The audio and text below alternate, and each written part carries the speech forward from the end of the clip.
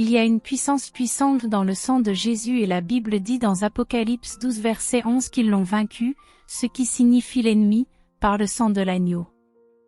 Pensez à cela, par le sang de l'agneau et par le parole de leur témoignage. C'est encore un merveilleux renseignement sur la façon d'appliquer le sang de Jésus, à quoi sert-le?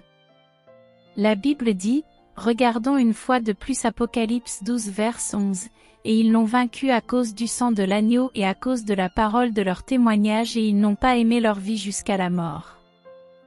Alors comment pouvons-nous vaincre l'ennemi? Eh bien, numéro 1 par le sang de l'agneau, numéro 2 par la parole de Dieu et numéro 3 par notre témoignage personnel. Mais la Bible dit ici aussi et ils aimèrent pas leur vie jusqu'à leur mort, ce qui signifie qu'ils sont les seules personnes qui ont le pouvoir sur l'ennemi, ils sont qualifiés pour être victorieux, ceux qui vivent une vie chrétienne engagée et sont morts à eux-mêmes et sont morts au monde, parce que c'est ce que signifie, ils n'ont pas aimé leur vie jusqu'au bout. La mort ceux qui perdent leur vie et je veux dire la perdre dans le sens où il la nie comme Luc 9 verset 23 où Jésus a dit que vous devez renoncer à vous-même et prenez la croix chaque jour et suivez-moi.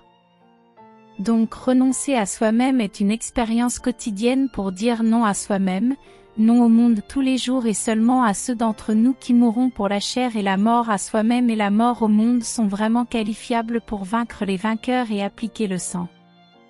Nous ne pouvons pas appliquer le sang et voir les résultats jusqu'à ce que nous fassions ce que Luc 9 verset 23, renonce à lui-même, prenez votre croix et suivez-moi.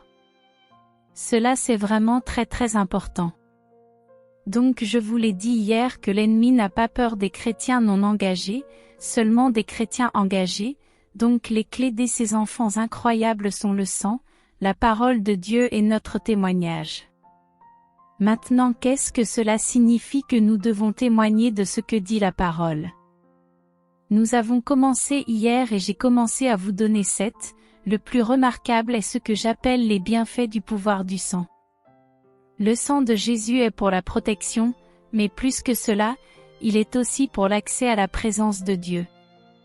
Jésus a versé son sang 7 fois et nous avons cet avantage contre l'ennemi que nous utilisons contre lui à travers la puissance du sang. Donc, quand l'ennemi s'approche de quelqu'un et fait croire à quelqu'un qu'il a toujours accès à lui, il faut que la personne dise non, je suis racheté par le sang de l'agneau, tu ne peux pas toucher ma vie et je t'ai montré cela hier dans Éphésiens 1. Vous vous souvenez tous d'Éphésiens 1 et du verset 7 qui parle de la façon d'appliquer. Comment nous commençons à appliquer le sang de l'agneau? Numéro 1. Nous appliquons le sang en utilisant la parole de Dieu et en disant que la Bible dit voilà ce que le sang fait pour moi, alors diable lâche prise et il doit le faire. C'est comme ça que nous lui résisterons. Nous lui résisterons, alors regardons l'Éphésiens 1 même si nous l'avons examiné hier, nous allons terminer tout l'enseignement aujourd'hui, mais je veux juste répéter ceci juste au cas où quelqu'un n'aurait peut-être pas tout compris hier. La parole dit, en lui nous avons la rédemption par son sang, le pardon des péchés selon la richesse de sa grâce. Donc à la minute où nous sommes en Jésus, en lui nous avons la rédemption et nous avons le pardon, ce qui signifie que l'ennemi ne peut pas nous avoir ni nous condamner. Nous devons le déclarer comme nous appliquons le sang de Jésus et il est dit dans les psaumes que ainsi disent les rachetés de l'Éternel, ceux qu'il a délivrés de la main de l'ennemi. Psaume 107 et le verset 2. Maintenant, la deuxième chose que vous et moi devons également utiliser, le deuxième avantage du sang est la purification dans 1 Jean 1 verset 7. Mais si nous marchons dans la lumière, comme il est lui-même dans la lumière, nous sommes mutuellement en communion, et le sang de Jésus son Fils nous purifie de tout péché. Car nous voyons que l'ennemi nous condamnera avec les péchés du passé et du présent et ce que nous avons à dire est non. La Bible dit que je suis purifié par le sang de l'agneau, mes péchés sont pardonnés et purifiés par le sang de l'agneau, alors le diable sort et il le fera parce que nous avons du pouvoir sur lui. Personne d'autre n'auront pas du pouvoir sur eux, sauf le vrai croyant qui est mort de soi. Maintenant, ce que je vous ai laissé était le numéro 3. La troisième application est Romains chapitre 5. Maintenant rappelez-vous cette effusion du sang, cette application du sang dans la Bible, comme il est dit dans Romains 5 au verset 8 et au verset 9. Mais Dieu prouve son amour envers nous, que lorsque nous étions encore des pécheurs, Christ est mort pour nous bien plus que nous ne l'étions maintenant justifiés par son sang, par le sang de Jésus, nous serons sauvés de la colère. Par lui, nous sommes affranchis de la colère, nous sommes affranchis de la condamnation, nous sommes affranchis du jugement par le sang de l'agneau et l'ennemi vient à ceux qui nous condamnent et fait nous sortir de là où nous sommes, car rappelez-vous que Jésus a dit dans Jean 10 verset 10 que le voleur ne vient que pour voler, tuer et détruire. Il vient pour voler ce qu'il veut. Dieu nous donne et nous ne pouvons pas le laisser ce qu'il nous a donné, alors nous devons dire non, s'il vient à nous. Il vient pour tuer non seulement ce que Dieu nous a donné, mais essayer même de nous tuer ainsi que notre vie chrétienne et de détruire. En aucun cas, cela n'arrivera pas, pourquoi? Nous avons le pouvoir, les armes de notre guerre ne sont pas charnelles, ils sont puissants par Dieu pour détruire les forteresses. Et nous ne pouvons le faire que par le sang de l'agneau, car il est dit dans Apocalypse 12 verset 11 qu'ils l'ont vaincu à cause du sang de l'agneau et la parole de leur témoignage personnel, ils sont un témoignage personnel de ce que le sang a fait pour eux.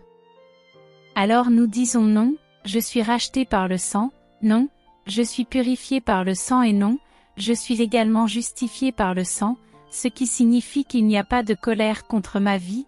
Diable, tu ne peux pas me juger, tu ne peux pas m'amener dans ton monde, tu ne peux pas me condamner parce que je suis justifié. Alléluia. Maintenant la quatrième application du sang est Hébreux 13. Maintenant, regardons cela très joliment et attentivement. Hébreux 13 et verset 12. Il dit c'est pourquoi Jésus aussi, afin de sanctifier le peuple par son propre sang a souffert sans la porte. Maintenant c'est très important parce que ici, il est question d'être mis à part. La sanctification signifie que Satan ne peut pas s'approcher de nous parce que nous sommes mis à part. Maintenant c'est très important, nous sommes libres de son domaine. Le diable ne peut pas avoir accès à vous, c'est ce que signifie le mot mis à part. C'est pourquoi aussi Jésus, afin de mettre à part le peuple mis à part, le sanctifie signifie mettre à part son peuple. Avec son propre sang, il nous a sortis du domaine de Satan, nous sommes transférés dans le royaume de Dieu, nous avons été enlevés du royaume des ténèbres dans le royaume de Jésus, le royaume de Dieu, le royaume de la lumière, afin que l'ennemi ne peut pas vraiment nous atteindre. Pourquoi ne le faisons-nous pas? Nous n'appartenons pas à son domaine, par le sang nous n'appartenons pas à son monde, par le sang nous sommes citoyens du ciel pas du sien.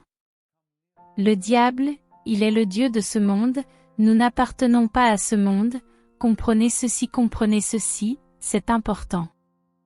Dans Philippiens la Bible le dit très clairement que nous sommes citoyens du ciel. Allons-y vite. Je veux te le faire comprendre, je veux vraiment te le faire comprendre, car lorsque tu le verras, allumez les lumières au quai. Philippiens 3 verset 20. Pour notre conversation où la citoyenneté est au paradis, nous ne sommes pas un peuple terrestre, nous sommes le peuple céleste, donc l'ennemi n'a pas accès à nous. Il n'a aucun moyen de nous toucher, nous n'appartenons pas à son domaine parce que la Bible dit que nous avons été traduits, nous avons été transférés de son royaume dans le royaume de Dieu. Nous sommes une nouvelle créature en Jésus-Christ assis dans le royaume céleste. Lieu en Jésus-Christ, nous sommes citoyens du ciel. Ce qui signifie que nous sommes libérés du domaine du diable, donc maintenant, lorsqu'il essaie de nous contrôler ou intervenir, lorsqu'il essaie de nous faire croire que nous lui appartenons toujours son royaume, nous disons non. Nous n'appartenons pas à ton royaume, nous sommes citoyens du ciel. Nous devons leur dire que parce que nous l'avons vaincu par le sang de l'agneau et notre témoignage personnel, sur ce que dit la parole de Dieu. Pas notre parole ou émotion. Les émotions ne sont pas notre cerveau, ce que la parole de Dieu dit de nous. Nous le vainquons par ce que la Bible dit de nous et non par ce que nous disons de nous. La Bible dit que nous sommes des citoyens du ciel dans Philippiens 3 verset 20, nous avons été enlevés, nous avons été transférés, nous ne sommes plus citoyens de son domaine mondain, le diable est le dieu de ce monde oui, mais nous ne sommes pas de ce monde. Nous y sommes mais pas hors du sol, ce qui signifie qu'il ne peut pas toucher l'Église et l'Église doit comprendre cela très très clairement. Nous devons tous vraiment comprendre cela. Le diable ne peut pas vraiment nous toucher. Nous, il n'a pas accès à nous, il n'a pas accès.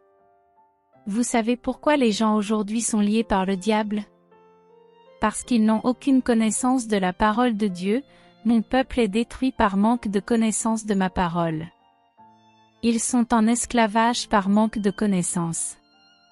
Écrivez-le dans les commentaires que au nom de Jésus je reçois la connaissance en sa parole. Yeah. Reçois-le au nom de Jésus. Le Saint-Esprit t'éclairera par la connaissance de sa parole. Amen. Très bien, maintenant la Bible le dit très clairement seulement que seul Dieu a accès à nous, seul Jésus a accès à nous, le diable n'a pas accès à nous. L'accès à notre vie n'est pas du tout à mettre de côté, c'est à nouveau transféré d'un monde à l'autre de la terre au ciel. Je dois vous faire comprendre que Satan n'a aucun accès, ce qui signifie qu'il n'y a pas d'accès. L'entrée n'est pas autorisée au diable. Aucune entrée n'est autorisée au diable. Il ne viendra pas dans mon domaine, dans mon monde, tu n'appartiens pas à cet endroit et en fait je n'appartiens pas à ton monde. C'est comme ça qu'on applique le sang, on le dit. La Bible dit que j'ai été mis à part par le sang de l'agneau, c'est ce qui est dit dans la Bible. Encore une fois, n'oubliez jamais les Écritures, les gens à qui je parle, je vous donne de véritables Écritures puissantes. Hébreux 13 verset 12. Nous sommes mis à part par le sang de l'agneau. Le cinquième application est vraiment puissante et glorieuse. Jésus, je te rends grâce. Dans Jean 6 verset 53, le Seigneur a dit quelque chose de vraiment puissant que les gens de l'époque ne comprenaient pas et certaines personnes, même aujourd'hui, ne comprennent pas. Alors Jésus leur dit Jean 6 l'évangile de Jean chapitre 6 versets 53 et 54. Jésus leur dit, en vérité, je vous le dis, si vous ne mangez la chair du Fils de l'homme, et si vous ne buvez son sang, vous n'avez point la vie en vous-même. Il ne voulait pas dire le boire de manière physique. C'est quand nous participons à sa vie, parce qu'il a dit que tu n'as pas de vie en toi, lorsque nous participons à sa vie, c'est ce que nous faisons, nous participons à sa vie, le sang de sa vie. La communion est cette union avec lui, mais comment participons-nous à la vie du Seigneur? Nous participons à la vie du Seigneur lorsque nous le recevons, lorsque nous prenons sa vie et donne-lui notre vie, nous participons réellement à sa vie, sa vraie vie. Et chaque fois que nous prenons la communion, c'est seulement une déclaration du fait que sa vie et notre vie est une. Alléluia. Béni soit son saint nom. Amen. Alors maintenant, le diable ne peut plus avoir accès à nous parce que nous avons reçu la vie éternelle de Dieu, le sang de Jésus m'a donné la vie éternelle, la vie de Dieu sa vie divine. La vie éternelle, la vie sans fin appartient à toi et à moi, ce qui signifie que nous n'appartenons plus au royaume de la mort, nous n'appartenons pas au royaume de l'ennemi, alors nous avons donc la vie en Jésus pour toujours. Donc le diable ne peut pas nous vaincre. C'est lui pensée grecque, c'est le diable qui apporte la mort, c'est Jésus qui nous donne la vie. Donc il y a beaucoup de gens qui ne le savent pas et l'ennemi va essayer d'apporter ce que dit Jésus, il tuera. Comment tue-t-il? Le voleur qui vient voler ce que Dieu nous donne revient à tuer notre vie, nous tuer spirituellement, nous tuer même physiquement. Mais maintenant non, il ne peut pas parce que nous avons la vie de Dieu en nous. Je suis venu pour qu'ils aient la vie, et qu'ils soient en abondance. La vie est éternelle et je vous l'ai déjà dit, il y a 4 choses que nous appelons la vie végétale, la vie animale, la vie humaine et la vie de Dieu. Nous avons la vie de Dieu, nous en Jésus-Christ avons la vie de Dieu. La vie que ces gens là-bas dans le monde vivent est sans vie. Alors ce sont les morts vivants, ce sont les morts vivants, ils se réveillent le matin, vont au travail, vont au lit, ils le font chaque jour et puis ils meurent. Leur vie n'a aucun sens, ils n'ont pas de vie, ils ont une existence de morts vivants. Ce sont les morts vivants. Donc les plantes n'ont pas de vie, non, ils sont vivants, les animaux sont vivants, les gens sont vivants, nous avons la vie. Alors Jésus a dit que je suis venu afin qu'ils aient la vie, Zoé en grec, en hébreu cela signifie abondance spirituelle qui est la vie éternelle. Je suis venu pour qu'ils aient la vie. Le diable apporte la mort. Jésus apporte la vie et quand l'ennemi vient pour tuer et qu'il vous essaie, dites non, non, non. Le sang de Jésus m'a donné la vie, tu ne peux pas me toucher, diable. J'appartiens à Jésus et j'ai sa vie car la Bible le dit dans Jean 6 verset 53. J'ai la vie de Dieu par son sang et puis Jésus dit dans le verset suivant celui qui mange ma chair et boit mon sang a la vie éternelle. Maintenant le Seigneur ne parlait pas seulement de la communion. La communion n'est que la déclaration du fait qui se produit et place le spirituel dans ta vie et dans ma vie et c'est ça. La communion c'est fait ceci en souvenir de moi, cette union dans la communion que nous avons déjà, nous sommes dans son union dans la communion que nous vivons déjà. Nous sommes un avec lui, celui qui est uni au Seigneur est un seul esprit, nous sommes déjà un avec lui. La communion ne nous rend pas un, la communion déclare que nous sommes un. Nous voulons déclarer que nous sommes un. Nous sommes déjà un et il le déclare à l'ennemi, c'est pourquoi la communion apporte la guérison et la vie à notre corps parce que c'est une déclaration ceci, nous déclarons par agissant en revivant le moment de la croix, faites-le en mémoire de moi. Donc la communion est une déclaration que je suis déjà dans cette communion avec lui. Lui et moi, déjà un, nous sommes baptisés en Christ Jésus, alléluia. Et nous déclarons cela au diable. Vous savez combien de personnes il a tuées? Le diable a tué prématurément, des gens sont morts physiquement. Je me souviens d'un gars pour qui j'allais prêcher, un pasteur pour qui j'allais prêcher il y a des années, il s'est pendu et est mort, ils l'ont retrouvé mort chez lui. Il a mis une corde et s'est pendu et j'étais sous le choc quand j'ai vu cela, nous parlons d'il y a 30 ou 40 ans. Quand j'allais prêcher pour cet homme, c'était un homme merveilleux, un pasteur qui s'est suicidé parce qu'il ne savait pas ce que fait le sang. Avec le sang vous direz au diable que, tu ne peux pas me faire ça. Tout ce que vous pensez des prédicateurs d'aujourd'hui qui se suicident à cause de maladies mentales et personne ne dit que c'est un démon, c'est le diable derrière tout ça et vous allez dire sors d'ici par le sang de Jésus. Vous savez quoi?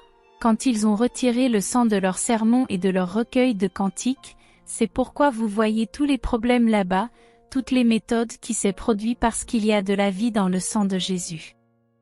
Numéro 6.